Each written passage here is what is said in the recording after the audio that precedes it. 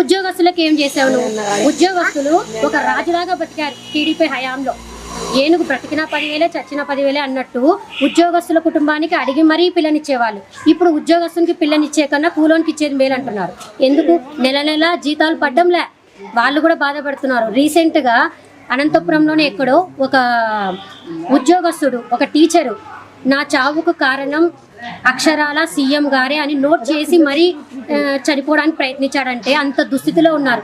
ఒక్క ప్రభుత్వ ఉద్యోగస్తునికి కూడా నువ్వు కరెక్ట్గా జీతాలు ఇవ్వలేని పరిస్థితిలో ఉంటే ఇంకా మామూలు సామాన్య ప్రజానికానికి నువ్వు ఏమని హామీ ఇస్తావు? కాబట్టి మొన్న ఎమ్మెల్సీ ఎలక్షన్లోనే తెలిసిపోయింది, చదువుకున్న ఉద్యోగస్తులు అందరూ, చదువుకున్న ప్రతి ఒక్కరూ వైఎస్ఆర్ ప్రభుత్వం మాకు వద్దు అని క్లియర్ కట్గా బుద్ధి చెప్పినట్టుగా ఒక్క స్థానం ఇవ్వకుండా పూర్తిగా 23 స్థానాలు టీడీపీకే ఇచ్చారు. దాంతోనే క్లియర్ కట్గా అర్థమైంది ఇంకా వాళ్ళు సున్నా, వాళ్ళది ఏమీ లేదని. ఇప్పుడు ఉన్న ఈ పరిస్థితిలో కూడా ఉద్యోగస్తులకు